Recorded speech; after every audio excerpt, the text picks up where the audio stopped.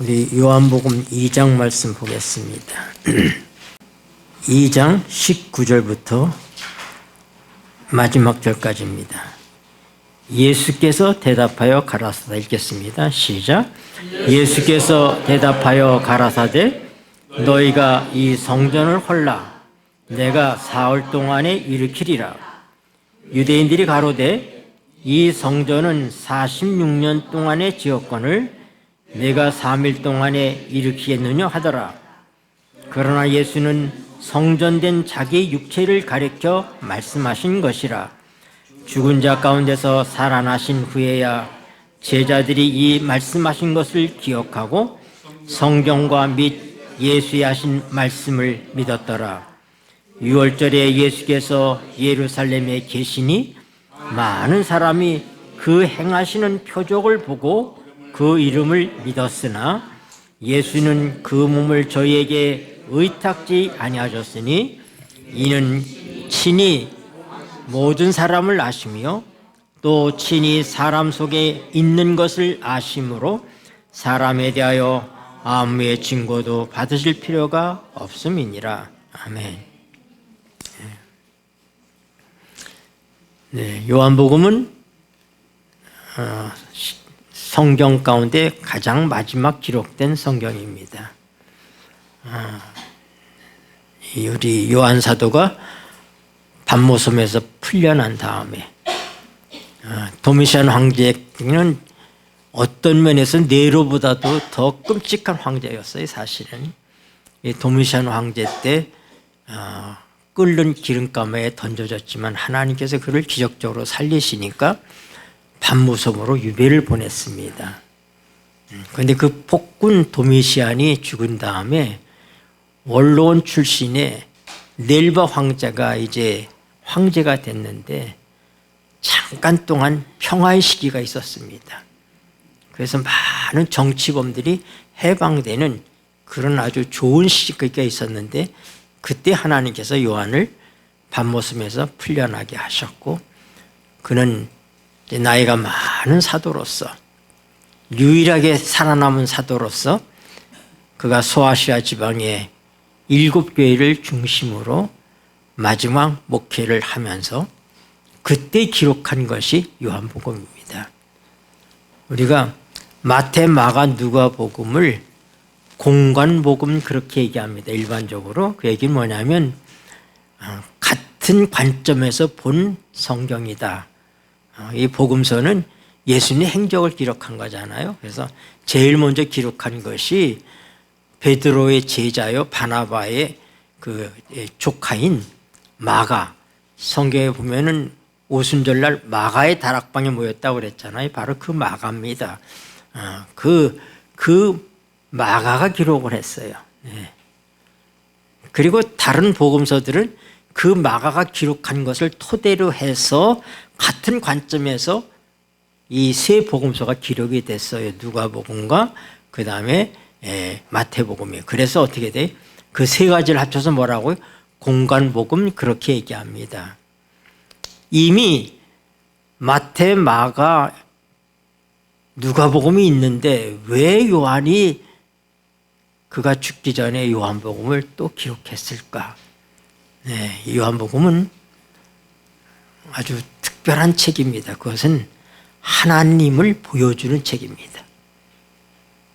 예수님을 하나님으로 소개하는 책입니다. 그래서 그의 성육신에 대한 경험을 아주 잘 설명해 주고 있는 책입니다. 그래서 예수님은 요한복음에서 뭐라고요? 나를 본 자는 아버지를 보았거든 너희가 어찌하여 아버지를 보이라 하느냐. 예수님이 이 땅에 오신 것은 누구를 보여주러 오셨다고요? 아버지를 보여주러 오셨습니다. 그래서 이 요한복음은 아버지를 가장 잘 보여주는 책입니다. 누가요? 그의 아들이 독생하신 그의 아들이 아무도 아버지를 본 사람이 없지만은 누구만 보았다고요? 네, 아들이신 예수님만. 물론 성령님도 보았겠죠. 네. 우리가 어제 저녁에도 초기 문집을 저녁 예배 때 읽었는데 거기에도 그런 구절이 나오더라고요. 화이빈이 예수님께 여쭤봤어요. 아버지도 당신과 같은 그런 모습을 가지고 계시느냐 그랬더니 그렇다고 얘기했습니다. 네. 세 분의 하나님, 성령님도 마찬가지고 우린 예수님의 모습 속에서 보이시지 않는 아버지와 성령님의 모습을 볼 수 있는 것입니다. 그들도 같은 형상을 갖고 계시기 때문에 우리가 우리의 모양대로 우리의 형상대로 사람을 창조하자고 말씀하셨는데 바로 예수님의 모습이 아버지의 모습과 같다. 우리가 그렇게 생각할 수 있겠습니다. 이제 예수님께서 이 땅에 오실 때 재림할 때는 아버지도 오십니다. 그리고 그때는 우리가 거울로 보는 것까지 희미하지 않고 그 당시 거울은 지금의 거울과 같은 거울이 아니라 동경입니다. 구리를 이렇게 잘 닦아서 비춰보는 동경이니까 지금처럼 그렇게 거울이 잘 보이는 거울이 아닙니다. 그래서 성경에 우리가 거울로 보는 것까지 힘이 하나 그때는 얼굴과 얼굴을 대하여 볼 것이요. 아마 우리가 하나님께서 우리를 아들 삼아 주셨기 때문에 아들로서 아버지를 보게 되리라 저는 그렇게 믿습니다. 아들 외에는 아버지를 본 자가 없습니다. 근데 우리가 아들이 되었습니다. 예수 그리스도를 통해서 우리가 아들이 되었기 때문에 아들이 아버지를 본 것처럼 우리도 아버지를 뵙게 되리라고 생각합니다. 이 요한복음 2장은 가나의 혼인잔치 얘기가 나오죠. 네. 그리고 그 가나의 혼인잔치 얘기가 끝나고 난 다음부터 이제 이 성전을 정결하게 하는 사건에 대한 이야기가 13절부터 나옵니다. 그래서 3장 36절, 3장 마지막 절까지 나오는 그 모든 얘기는 다른 공간복음에 기록되지 않은 말씀들입니다. 여기 요한복음에만 있는 말씀들이에요. 다시 얘기해서 다른 공간복음에도 성전을 정결하게 한 사건들이 기록되어 있어요. 근데 그거는 다 뭐냐면 예수님이 공생애가 끝나가실 때쯤 십자가를 앞에 놔두시고 성전을 정결케 하신 것으로 나타납니다. 그러나 여기 요한복음 2장에 나오는 성전 정결은 예수님이 공생애를 시작하시면서 성전을 정결케 한 사건으로 드러납니다. 그래서 요한복음이 없었다라면은 예수님이 성전을 한 번만 정결케 하신 것이다 이렇게 알려질 뻔했습니다. 그러나 우리가 요한복음이 있어서 어떻게 예수님께서는 이 성전 정결을 봉사 초기에 그리고 말기에 2번 하셨다 하는 것이 성경에서 드러나게 된 것입니다.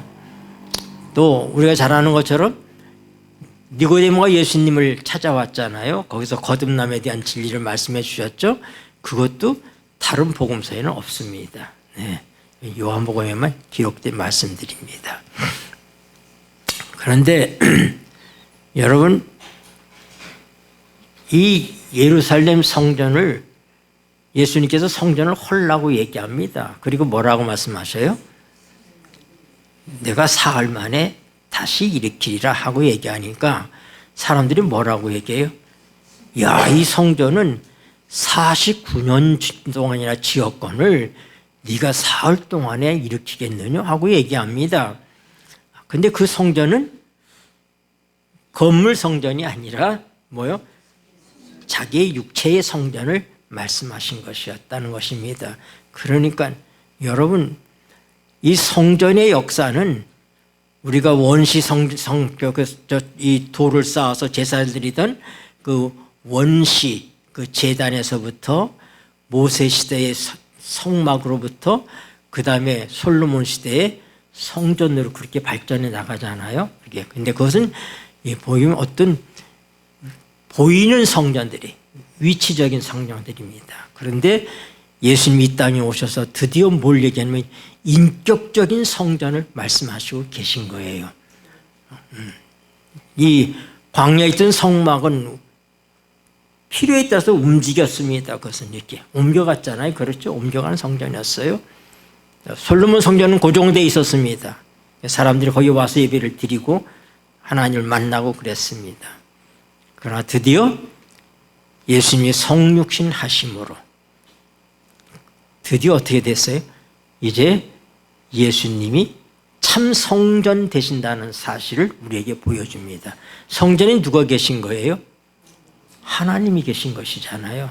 그래서 여기에 성전을 헐라 하고 얘기할 때 성전이란 단어가 히에론이라는 단어가 있어요. 히에론. 히에론이라는 그 성전은 뭐냐면 성전 전체를 얘기하는 거예요. 성소로 치면은 뜰이나 성소나 지성소를 다 포함해서 그걸 히에론이라고 얘기해요. 근데 예수님께서 그 말을 쓰시지 않고 뭐라고 하냐면 나오스라고 썼어요. 나오스. 나오스라는 성전은 뭐냐면은 하나님의 임재의 장소인 지성소를 중심으로 한 하나님이 계시는 곳을 의미합니다. 네. 그러니까 지금 예수님 안에 누가 계셔요? 하나님이 계시잖아요. 네. 그래서 그 성전을 뭐라고? 히에론이라고 하지 않고 나오스라고 얘기한 거예요. 여기 나오는 이 성전은 세 번째 성전이라고 우리가 볼 수 있어요. 첫 번째 성전은 959년에 완공한 솔로몬 성전입니다. 기원전 959년에. 그런데 그건 언제 불타버렸어요? 느부갓네살에서 586년에 BC 586년에 불타버립니다. 그리고 바벨론 포로로 잡혀갔다가 스룹바벨에 의해서 제2성전이 지어집니다. 그게 언제예요? 그게 다리오 임금 때 고레스에 의해서 중단됐다가 고레스 때 지어지기 시작했다 중단됐다가 다리오 임금 때에 516년에 제2성전 스룹바벨 성전이 완공됩니다. 그리고 이제 그 뒤로 성전이 여러 차례 회파되고 뭐 다시 지워지고 이렇게 해서 본격적인 건축이 언제 됐냐면 제3성전이 헤롯 성전이라고 얘기해요. 이 헤롯이 유태인들의 환심을 사기 위해서 그의 재위 18년째인 BC 19년에 예수님 오시기 19년 전에 이 성전을 재건하기 시작합니다. 그래서 지금 예수님이 공생일을 시작할 때는 예수님이 나이가 몇 세일 때예요? 30세지만은 연대로 치면 27년입니다. 그러니까 19년 전부터 예수님 오시기 19년 전부터 성전이 지어지기 시작해서 예수님이 지금 이 땅에 오셨을 때 침례받고 공생일을 시작하셨을 때가 27년이니까 몇 년이에요? 46년. 그러니까 이들이 말이 맞아요. 그러니까 이 성전이 얼마 동안 지어지고 있었다? 46년 동안 지어지고 있었다. 근데 그 성전이 언제 완공되는가? AD 63년에 완공됩니다. 82년을 거쳐서 성전이 건립이 됐습니다. 그런데 82년 동안 지어진 성전이 6년 후에 불타버리고 맙니다. 네. 타이터스 장군에 의해서 완전히 불타버리고 맙니다. 82년을 져서 6년 만에 그 성전이 불타버린 것입니다. 여러분, 우리는 어떤 성전을 짓고 있습니까? 우리가 80년 동안 82년 동안 성전을 지은 것처럼 우리도 80평생을 성전을 지어왔다고 생각할 수 있어요. 어떤 성전을 우리가 지어왔는지. 이제 나이가 80이 넘어가면 뭐 우리 신태국 장로님 부친께서도 90세에 지난주에 세상을 떠나셔서 장례를 모시고 오셨죠. 네. 어저께는 제가 부고를 받았는데 제 초등학교 때 친구예요. 저기 저 시골 청양 적곡이라는 곳에서 우리 집에서 교회를 시작했는데 우리 할머니 고모가 교회를 시작하기 전에 20리 떨어져 있는 정산이라는 곳에 교회를 다니셨어요.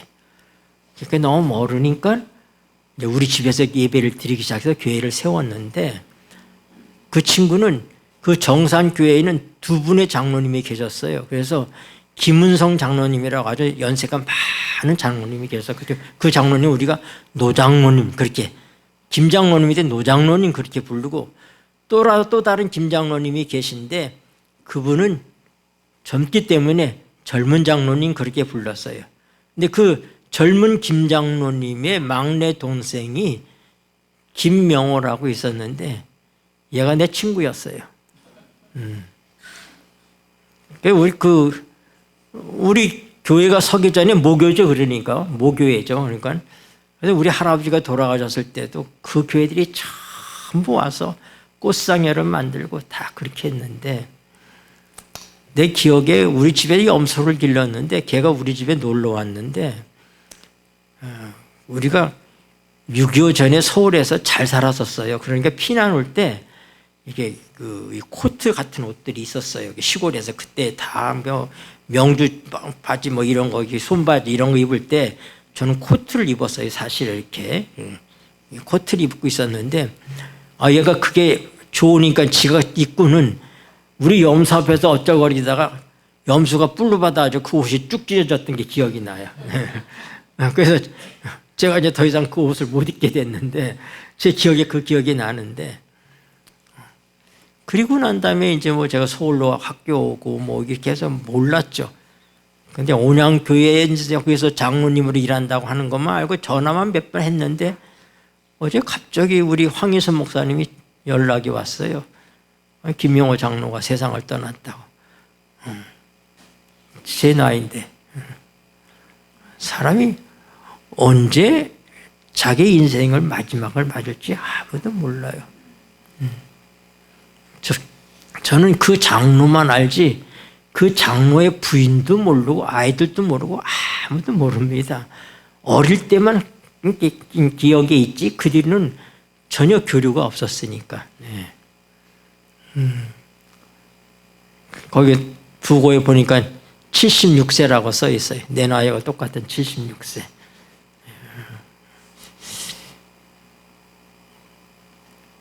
뭐 자세한 건 모르겠는데 크게 아팠던 것 같지도 않아요. 네.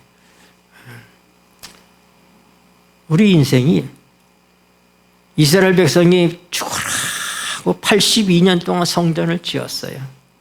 근데 그 성전이 몇 년 만에 불타버렸다고요? 6년 만에 불타버렸어요. AD 63년에 완공돼서 70년에 69년엔 타이터스 장군에 의해서 불타버렸습니다. 얼마나 아름다운 성전이었는지 모릅니다. 지금 그 성전을 지금 예수님께서 말씀하시고 계신 거예요. 예수님은 이 땅에 왜 오셨는가? 그분은 성전을 지으러 오셨어요. 돌로 된 성전이 아니라 하나님이 함께 하시는 아버지와 나는 하나라고 말씀하시는 진정한 인격적인 성전이 이 땅에 세워질 수 있도록. 그래서 그가 그 생애를 시작하시면서 성전을 정결하게 하신 거예요. 왜요? 편의에 의해서 시작됐어요. 20세 이상 된 사람들은 성전세를 내야지 되는데 그 성전세를 다 준비해 오지 못하면 그냥 성전에서 바치는 쿠폰을 팔았어요. 쿠폰을. 편의상. 또 먼 지방에서부터 또 외국에서부터 양이나 소를 끌고 없으니까 돈을 갖고 와서 성전 가까이에 와서 이제 양이나 소를 사서 제물로 바쳤습니다. 근데 이거를 제사장들과 장사꾼들이 결탁을 해가지고 폭리를 취했어요. 그러니까 돈을 바꿔주면 1대1로 바꿔주는 게 아니라 훨씬 비싸게 바꿔줘가지고 어떻게 해요? 그 이익을 제사장들과 장사꾼들이 나눠 가지고 있었습니다. 양도 소도 다른 것들은 반입이 안 돼요. 거기서 파는 것만 사야 되는데 엄청 비싸게 팔았어요. 그래서 우리 예수님께서 채찍을 가지고 어떻게 해요? 그 모든 것들을 다 내쫓으시면서 내 아버지 집을 도적의 소굴로 만들지 말라.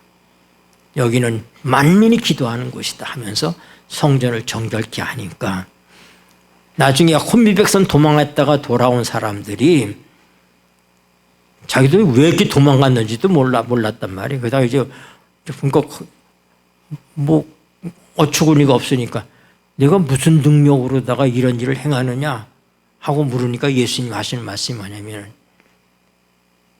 이 성전을 헐라 내가 사흘 만에 일으키리라 하고 말씀하셨어요.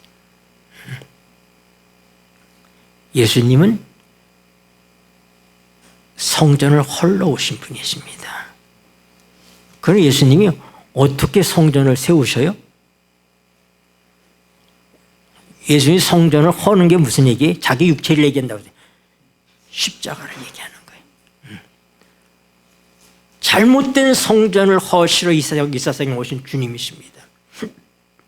많은 사람들이 눈에 보이는 그 성전, 하나님이 없는 그 하나님의 성전에 매달리고 살았어요.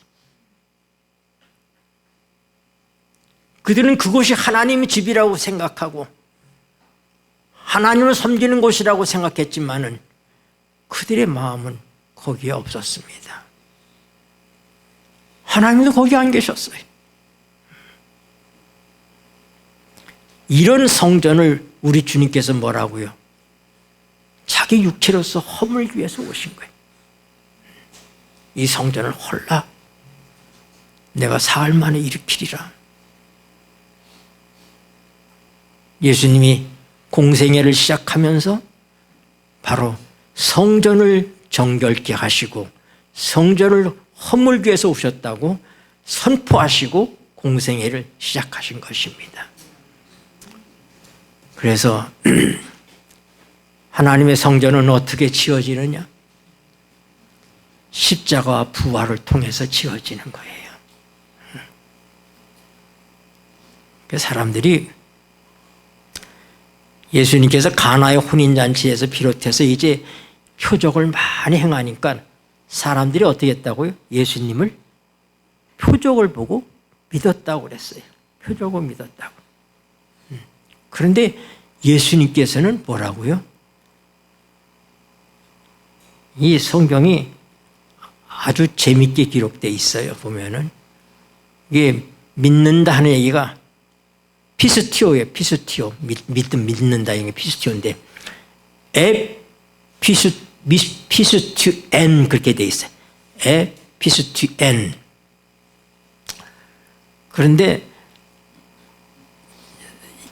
예수님이 사람들을 믿었다 안 믿었다? 안 믿었다. 누구는 믿었는데?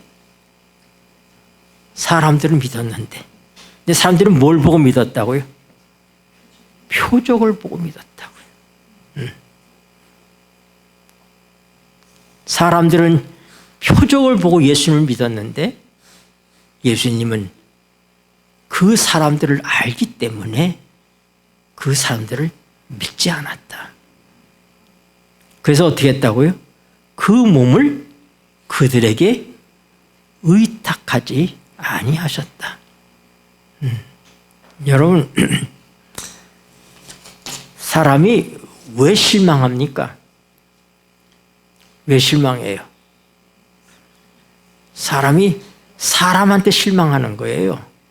왜냐하면 사람은 사람에 대해서 갖고 있는 상식이라는 것이 있어요. 상식. 우리가 상식적인 기대. 그런데 사람들을 실망시키는 것은 상식에 벗어나는 사람을 보았을 때 실망하는 거예요. 그런데 예수님은 사람에 대한 기대가 없어졌어요. 왜요? 사람 속을 아셨다고 그랬어요. 우리가 실망하는 것은 기대가 있기 때문에 실망한다 이 말입니다. 그러나 예수님은 사람 속을 아시기 때문에 실망하지 아니하셨고 그들을 믿지 않으셨고 그들에게 자신을 의탁하지 않으셨어요. 믿었다 하는 말과 의탁했다는 말이 같은 어원을 가지고 있어요. 그러니까 사람들은 예수님을 믿었으나 예수님은 그들에게 자신을 의탁하지 아니하였다. 같은 단어예요. 네. 사람들은 예수를 믿었지만 예수님은 그 사람들을 안 믿었다 이 말이야. 안 믿어서 어떻게 했어요? 자기 몸을 의탁하지 아니하였다. 그렇게 얘기하는 거예요. 여러분, 왜 예수님께서 사람들 못 믿었어요? 그들은 예수님을 믿었다고 그랬어요. 근데 뭘 보고 믿었어요? 표적을 보고 믿었어요. 표적을 보고 믿었어요. 표적을 보고 믿는 믿음은 그것은 약한 믿음입니다. 그건 표적이 사라지면 없어지는 믿음입니다. 그것은 참 믿음이 아닙니다. 사람들이 예수님을 믿은 것은 예수님의 인격을 보고 믿은 것이 아닙니다. 예수님의 사람됨을 보고 믿은 것이 아니에요. 그를 통해서 이루어지는 표적을 보고 믿었습니다. 여러분은 예수님을 믿는 사람들입니까? 그럼 여러분들 예수님을 왜 믿으십니까? 그 당시에 사람들도 예수를 믿었습니다. 근데 예수님께서 그들의 믿음을 받아들이지 않았습니다. 인정하지 아니하셨어요. 그래서 그 몸을 그들에게 위탁하지 아니하셨다고 얘기합니다. 우리 주님은 사람 속을 아시죠. 나다네일이 빌립이 나다네일을 데리러 갔더니 나다네일이 뭐라고 하냐면 내가 메시아를 만났다고 그러니까 어디 사람이냐 나사렛이라고 그러니까 나사렛에서 선한 것이 날 수 있느냐? 그러니까 그래도 와봐 하고 끌고 가니까 예수님께서 나다네일을 보면서 이는 참 이스라엘 사람이다 하고 이렇게 얘기했으니까 나다네일이 깜짝 놀라가지고 주여 저를 아십니까? 그러니까 뭐라고요? 그래 내가 내 무화과나 말했을 때 내가 너를 보았노라. 그랬더니 나다네일이 뭐예요? 주여 참 하나님이십니다 하고 그가 인정을 합니다. 왜요? 자기만이 은밀하게 예수님 메시아라고 그런 말들이 떠도는데 이게 진짜인지 그걸 자기가 모르겠으니까 하나님 앞에 자기가 기도하는, 저도 그 이스라엘에 가봤지만은 지금도 큰 무화과 나무들이 있어요. 근데 그 무화과 나무들이 이렇게 나무가 올라가서 이게 줄기가 느려져 가지고 기둥 있는 쪽에는 공간이 있고 밖에서 보면 안 보여요. 나무가 쫙 늘어져 있어 가지고 그러니까 어떻게 돼? 그 안으로 들어가면 사람이 안 보여요. 왜 거기서 뭐 하는 거예요? 기도하는 거예요. 네. 예수님께서 내가 빌립이 너를 부르러 갈 때 내가 저 무화과나무 아래에 있는 걸 내가 보았다. 그 얘기는 뭐예요? 내가 하나님이다. 내가 네 기도를 들었다. 이 얘기 아닙니까? 그러니까 그거 아유 하나님이십니다 하고 얘기하는 거예요. 우리 주님은 우리를 아시죠? 왜 여러 차례 유다를 향해서 너희 중에 하나가 나를 팔리라. 내가 이 말을 하는 것은 그 일이 이루어졌을 때 너희로 믿게 하기 위해서 그러는 것이다. 실망해서가 아니라 아무리 사랑해도 돌이키지 않을 그 사람이지만은 마지막까지 놓지 않고 그를 붙들고 계신 우리 주님의 사랑입니다. 우리 주님은 사람을 아시는 거예요. 베드로가 내가 죽을지라도 주님을 따라갑니다 하고 얘기할 때 뭐라고요? 내가 오늘 닭 2번 울기 전에 나를 3번 부인할 거야. 아닙니다. 네. 시몬아, 사단이 밀가부르듯 하려고 너를 청구하였지만은 나는 내 믿음이 떨어지지 않기를 기도하였으니 내가 돌이킨 후에 내 형제들을 굳게 하라. 주님은 사람을 아십니다. 우리를 아십니다. 우리는 우리 피차도 모르고 그리고 우리 자신도 모릅니다. 얼마나 내가 믿을 수 없는 존재인지. 여러분, 우리는 일평생 내 자존심을 세우고 내 나름대로의 인생을 살아보려고 노력하고 참으로 내 몸을 성전처럼 그렇게 받들고 우리 인생을 살아왔을지 모릅니다. 그러나 우리 주님께서 우리를 아십니다. 그래서 어떻게 해요?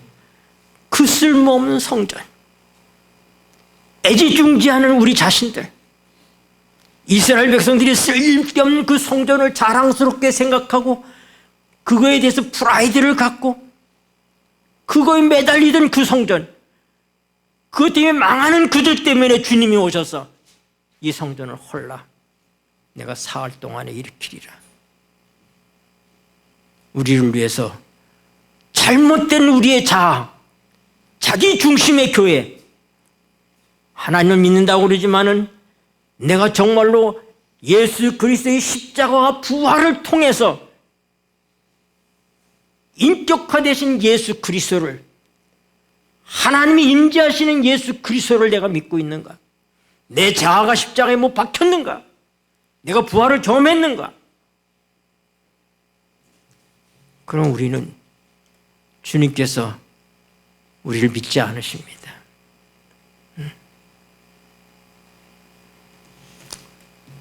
교회는 예수를 믿는 사람들이 모이는 곳이 아니라 예수님이 자기 몸을 의탁할 수 있는 공동체가 진정한 교회입니다. 왜 우리 주님께서 십자가에서 죽으시고 부활하셨는가? 우리의 성전들은 허물어져야 돼. 눈에 보이는 그 성전이 허물어야 되는 것, 예루살렘의 성전이 무너져야 되는 것처럼 그걸 무너뜨리기 위해서 눈에 보이는 것에, 눈에 보이는 신앙, 표적 중심의 신앙에서부터 우리를 진정한 하나님 임재 중심의 신앙으로, 인격적인 신앙으로, 내가 있는 곳에 십자가를 통해서 내가 허물어지고 부활을 통해서 예수 그리스도가 내 안에 성전으로 자리 잡고 아버지가 계신 성전, 나우스에 히에론이 아니라 그냥 눈에 보이는 성전이 아니라 지성소, 하나님이 계신 지성소, 바로 그것이 나우스에, 그 나우스가 되게 하기 위해서 우리 주님이 이 땅에 오신 것입니다. 오늘 우리는 이제 더 이상 눈에 보이는 성전 이런 것들이 아니라 진정한 교회는, 여러분 생각해 보세요. 이 성전의 역사가, 자, 성막에서부터 성전으로 해서 예수님이 인격화 되신 이 성전을 통해서 그 다음에 하나님께서, 우리 예수님께서 뭘 세워요? 교회를 세웁니다. 그 교회가 뭐예요? 온 우주의 앞에 보여지는 하나님의 지혜라고 그랬습니다. 그건 어떤 사람들이에요? 정말로 예수님과 함께 십자가에 동참하고 부활을 경험하고, 그래서 이제 정말로 예수님이 자기 몸을 맡길 수 있는 존재, 그게 이 교회라는 연합체인 것입니다. 이 공동체. 교회는 교인들이 예수님을 믿는 곳이 아니라 예수님이 우리를 아시고 우리가 십자가와 부활을 통하여서 예수 그리스도의 인격적인 그 신앙에 우리의 믿음을 실을 때에 주님께서 드디어 우리에게 자신을 맡기십니다. 너는 내 몸이다. 여러분, 우리가 에베소서를 공부하면서 예수님께서 어떻게 우리 교회를 사랑하시는지를 부부관계를 통해서 설명하고 있어요. 성경의 잠은 죽음을 얘기합니다. 아담이 잠들었는데 예수님께서 아담의 갈빗대를 취해서 여자를 만드셨습니다. 예수님의 죽음을 통해서 교회가 탄생합니다. 교회는 주님의 십자가와 부활을 통해서 생겨난 것입니다.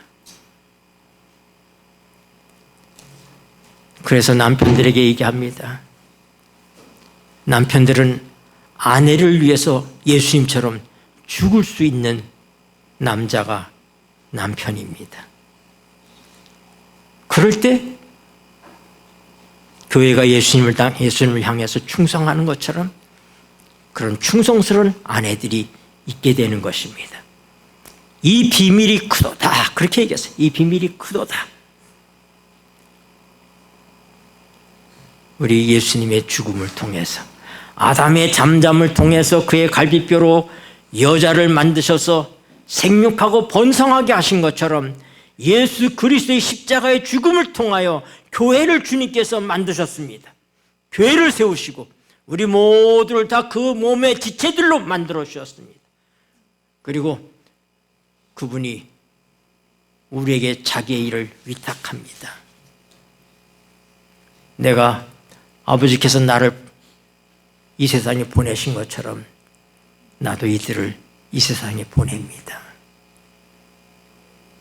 여러분, 오늘 이 교회는 예수님의 십자가와 부활을 통해서 세워진 그러한 진정한 인격적 공동체입니다.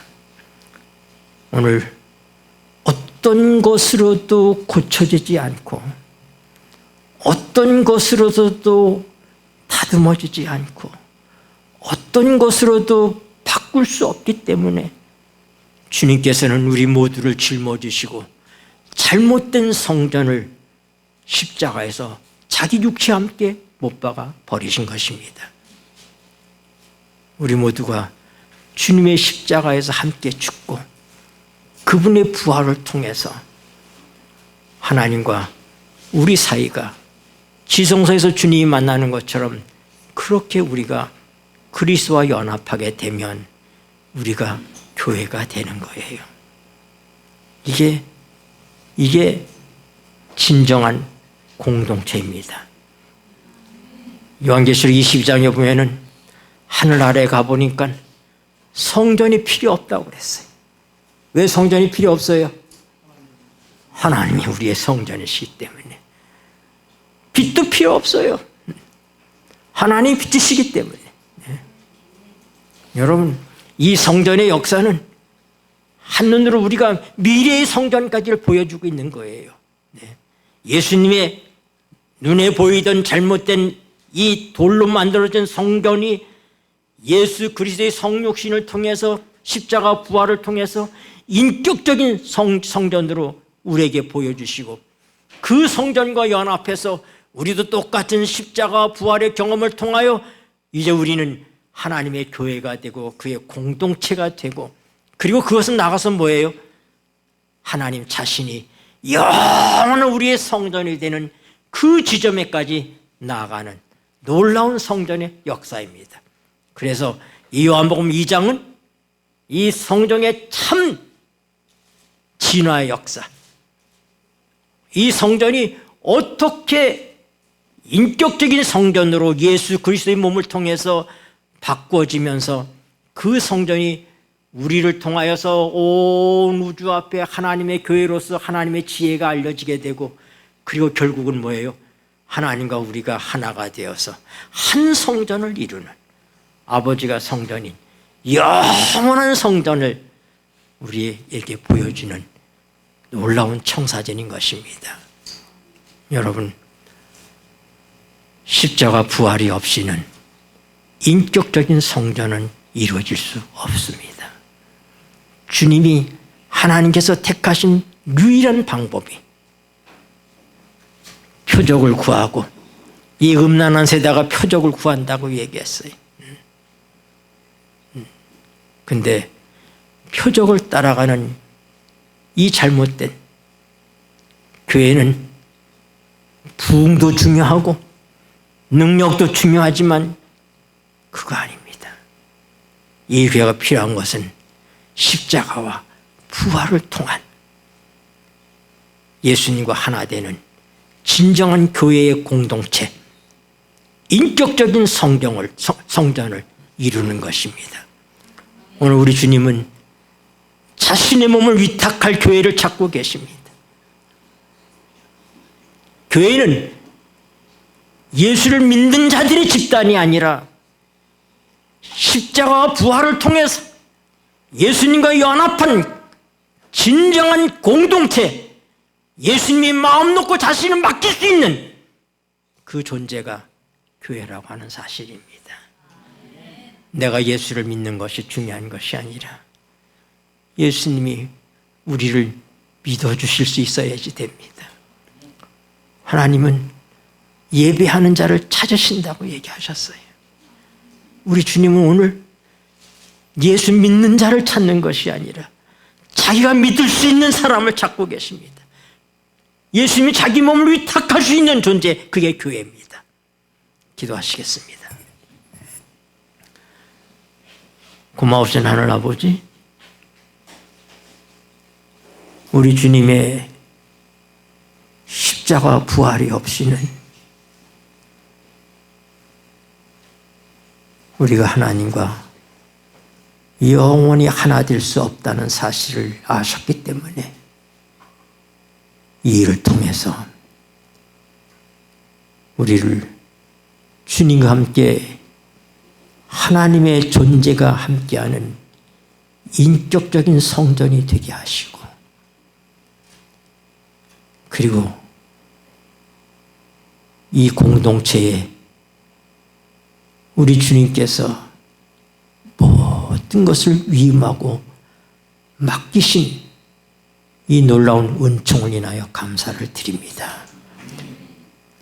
다시는 우리가 표적을 바라는 사람들이나 헛된 것을 추구하는 그런 예배자들이 아니라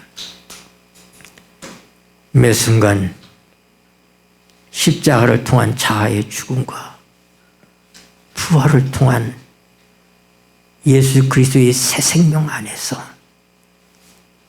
예수님이 자기 몸을 위탁할 수 있는 진정한 공동체, 교회로서 살아갈 수 있도록 도와주셔서 아버지와 우리의 성전이 되시고, 우리가 그와 함께 성전의 기둥들이 되고 성전의 구성원들이 되어서 영원한 성전으로 지어져 가는 아름다운 성전의 역사를 미리 바라볼 수 있도록 도와주시고, 미래의 성전을 꿈꾸는 우리의 삶을 살게 하여 주시옵소서. 우리 구주 예수 그리스도 이름으로 간절히 기도드리옵나이다. 아멘.